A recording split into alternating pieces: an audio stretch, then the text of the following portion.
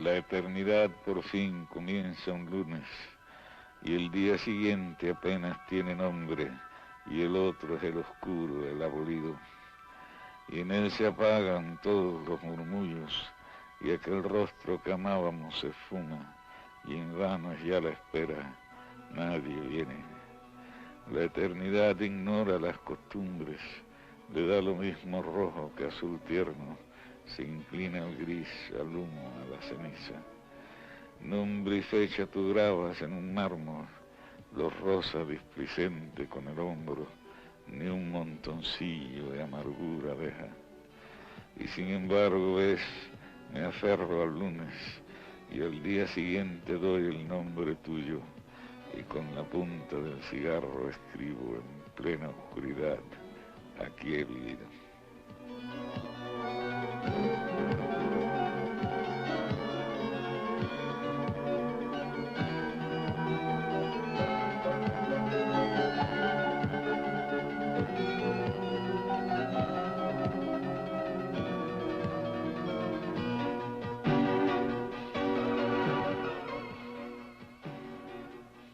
De niño, yo lo pasé bastante bien.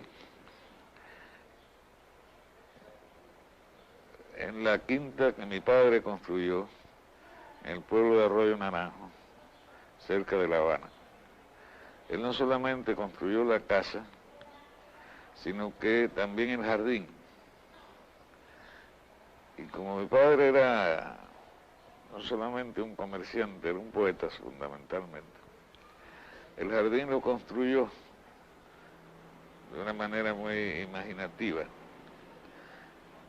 De modo que el jardín era como una especie de bosque, con muchos recintos distintos. Había una parte llena de árboles frutales, un bosquecito de pinos, una fuente. Es decir, había como distintas dimensiones dentro del jardín. De manera que tú ves para un niño un bosque es la maravilla con la cual siempre ha soñado. Y yo tuve la suerte de vivir en un bosque esta etapa de mi vida.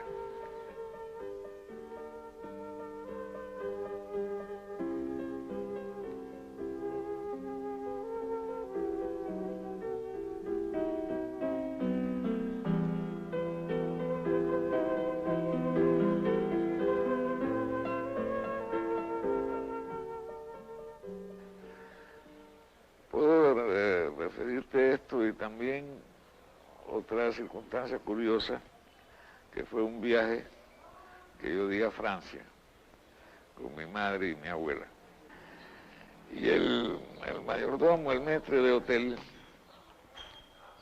era un italiano que se llamaba Luigi, y su esposa era una francesita muy linda, se llamaba Olga. Y mamá habló con ella para que me acompañara y hablara francés conmigo. Y supongo yo que yo sería mucho más inteligente en aquella época de lo que soy ahora, Julián, porque yo aprendí el francés en 6 meses. Lo hablaba perfectamente.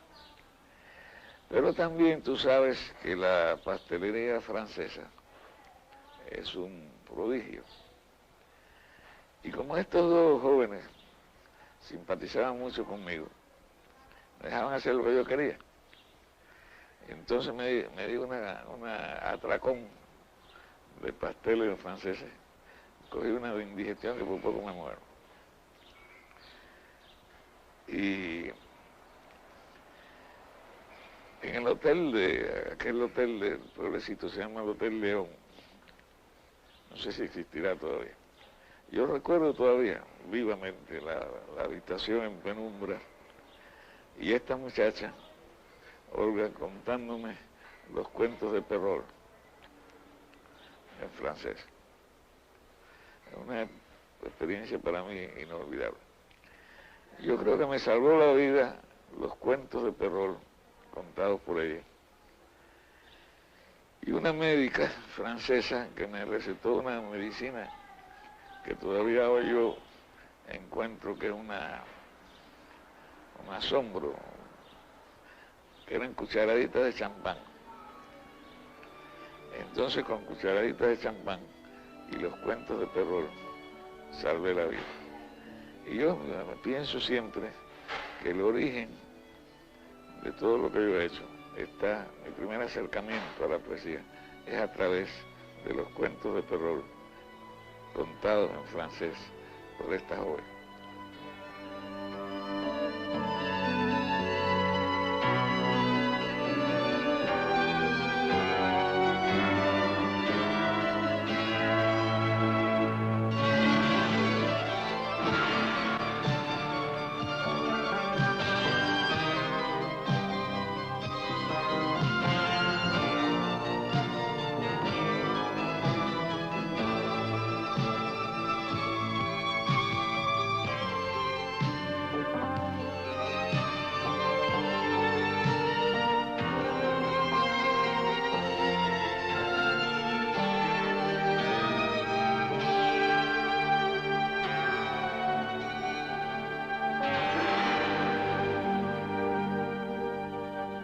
Mi acercamiento al mundo de la cultura en nuestro país no se produjo de una manera convencional, pudiéramos decir, es decir, a través de un interés puramente intelectual. Se produjo a través de la amistad, porque Cintio Whittier, por ejemplo, fue mi compañero de escuela, y unos años después conocí a Bella y Fina García Marruzzi. Bella soy mi esposa, la madre de mis hijos, y Fina es, en mi opinión, una de las poetisas más importantes de la América Latina. De manera que ya tú ves que no tuve el impulso de acercarme al mundo ya de la escritura, no de la poesía, sino de la poesía escrita o la literatura escrita, a través de intereses o curiosidades intelectuales.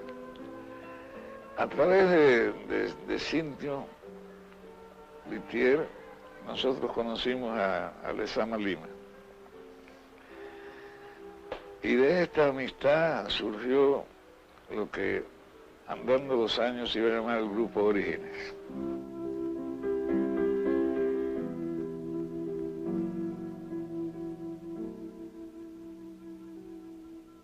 Orígenes surge en un momento de gran desaliento y desmoralización de la República, que ahora llamamos pseudo-república, pero entonces era la única que teníamos. Año 1944, coincide con el comienzo del gobierno de Grau San Martín, que fue una total defraudación para el pueblo cubano. Las pocas esperanzas que quedaban cifradas en la figura de Antonio Guiteras, que había sido asesinado en el año 35, y cuyo prestigio le dio cierto relieve a la figura de Grau San Martín, se deshicieron rápidamente, y como todos sabemos, este periodo presidencial, seguido por el de Prío Socarrás, fue totalmente funesto para nuestra patria. Esta desintegración política y moral de la nación, en cuyo trasfondo estaba un total entreguismo a los intereses de los Estados Unidos, hizo que las fuerzas espirituales de la nación se refugiaran en la cultura, en gran medida. Y es en ese contexto que surge Orígenes. Como el esfuerzo de un grupo de amigos que se había venido aglutinando en torno a la figura de José Lezama Lima desde el año 36, 37, cuando todavía nosotros éramos adolescentes, y que se fueron configurando en Verbum, Escuela de Plata, Nadie Aparecía, varias revistas anteriores, pero su verdadera culminación se da en Orígenes. Orígenes siempre creyó, contra todas las apariencias que eran abrumadoras en aquellos tiempos, en lo cubano esencial, y apostó a fondo por lo cubano universal. Creo que a eso se debe, en definitiva, la perdurabilidad de su obra, que además estuvo avalada por la colaboración de grandes figuras de la literatura universal de aquellos años, especialmente desde luego del ámbito hispánico, pero también grandes figuras como T.S. Eliot, como Paul Claudel, como Paul Valéry, como Wallace Stevens, etc. Fue realmente la mejor revista de poesía de estos años, 12 años, en lengua española.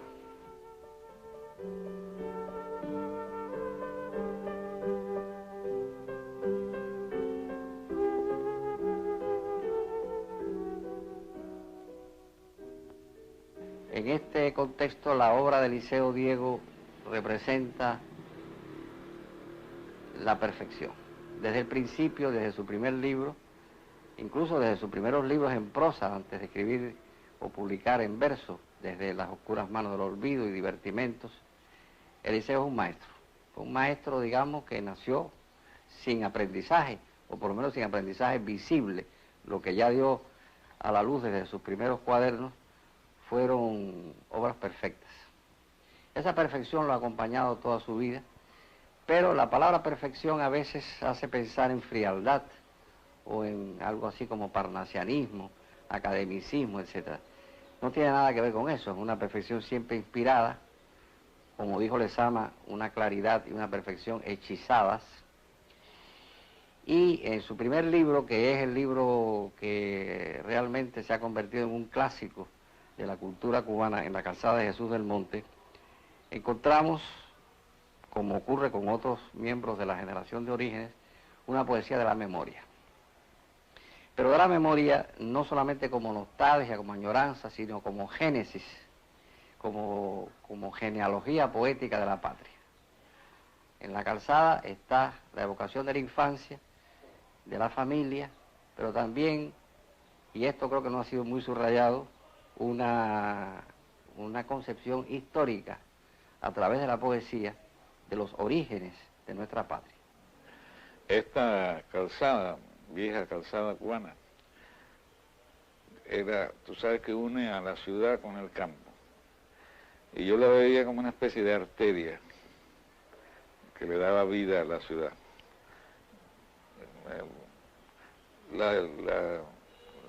La imagen de las personas caminando, los carros, los tranvías, los camiones, todo esto me era como una especie de imagen de la circulación de la sangre. Era como si allí estuviera de alguna manera en pequeño la vida toda del país. Y la conexión de nuestra civilización, de nuestra cultura con todo el pasado del que nos debemos. Y ese fue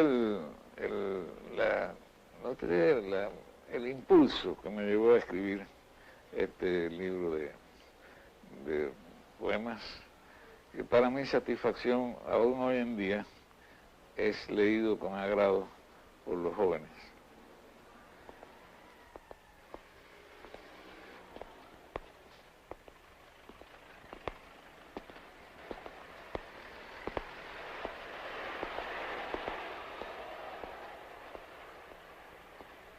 Por la calzada de Jesús del Monte transcurrió mi infancia, de la tiniebla húmeda que era el vientre de mi campo, al gran cráneo ahumado de alucinaciones que es la ciudad.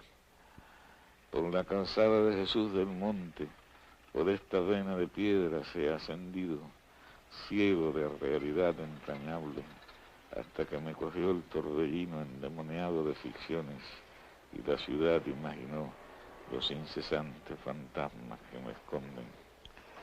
Pero ahora retorna la circulación de la sangre y me vuelvo del cerebro a la entraña, que es donde sucede la muerte, puesto que lo que abruma en ella es lo que pesa, y a medida que me vuelvo más real, el soplo del pánico me purifica.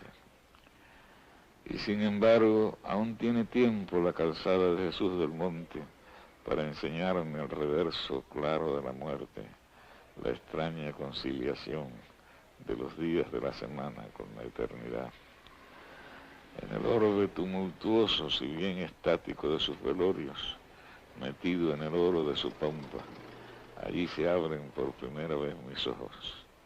De allí me vuelvo al origen.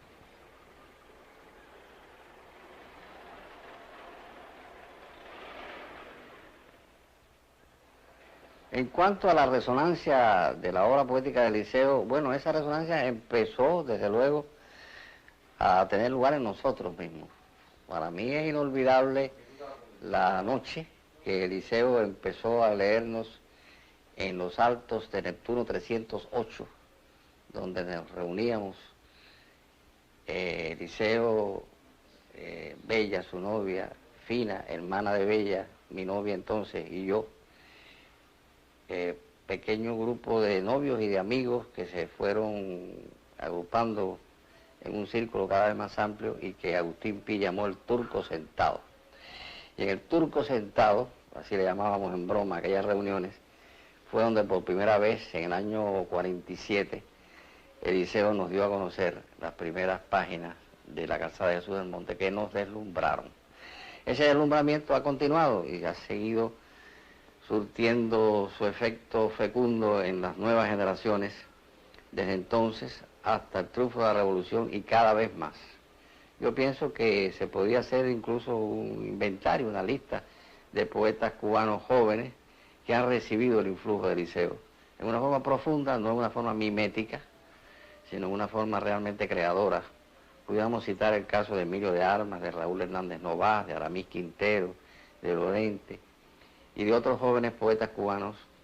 Y yo pienso que en realidad no hay poetas en nuestro país actualmente que de una manera u otra no haya recibido el influjo o por lo menos el estímulo y el desafío que significa la obra del Liceo en cuanto culminación de una forma, de un respeto por la forma, de un culto por la forma, que en definitiva es una forma de la responsabilidad. Yo pienso que el culto del Liceo a la forma poética es su culto a la patria y su culto a los héroes, y que en eso todos tenemos que ser discípulos suyos. Eliseo es el poeta que con su obra, que con su poesía, nos ha ayudado a descubrir mucho más de lo que hemos podido descubrir nosotros con nuestros propios medios, ¿no? Con nuestra propia experiencia en la vida. La obra de Eliseo tiene para mí especialmente esa significación, la significación del descubrimiento, de encontrar otras cosas. Por Eliseo, yo pienso que nos ha ayudado también a descubrir hasta nuestro mismo país, la luz en Cuba, los lugares, que muchas veces ahí precisamente en esa lectura continua y reiterada de la obra de Eliseo, hemos podido ver mejor, hemos podido penetrar mejor. La obra de Eliseo está llena de incisivamente de esos matices, del descubrimiento, de encontrar otras cosas, de encontrar palabras, de encontrar gestos, de encontrar esa intimidad de la familia cubana, en particular de los amigos.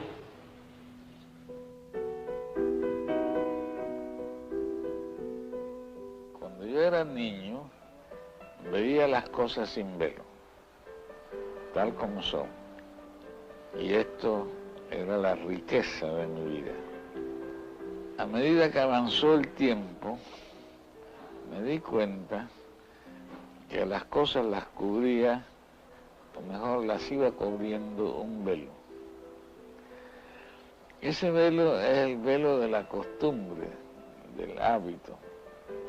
Nos vamos acostumbrando a ver las cosas como suponemos que son. Y entonces en algún momento, gracias a Dios, me vino a la imaginación, a la mente, o percibí más bien este velo. Y me dediqué a quitárselo a las cosas, a verlas como las había visto cuando yo era niño, a ver un gato tal como es, un gato, no lo que suponemos que debe ser un gato, a ver un árbol tal como es y no como suponemos que debe ser un gato.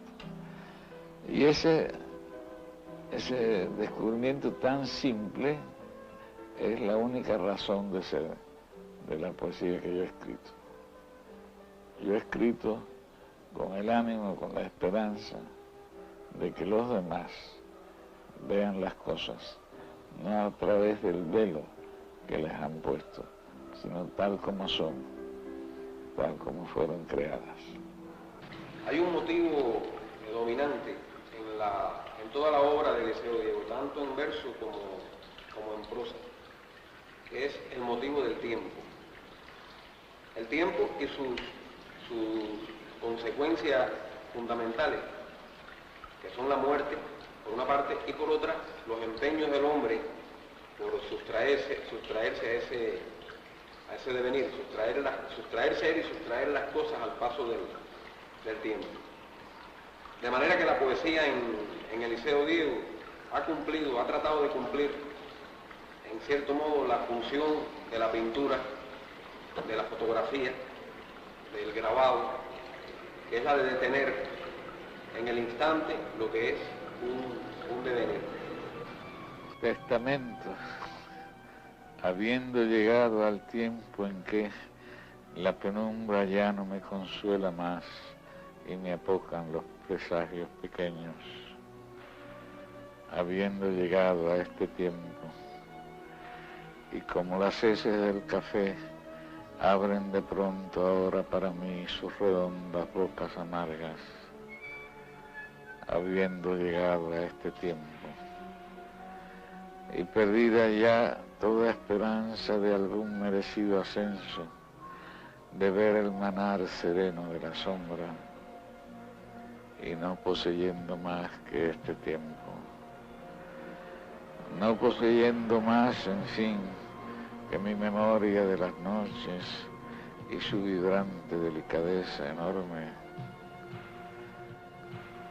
no más entre cielo y tierra que mi memoria, que este tiempo decido hacer mi testamento, es este. Les dejo el tiempo, todo el tiempo.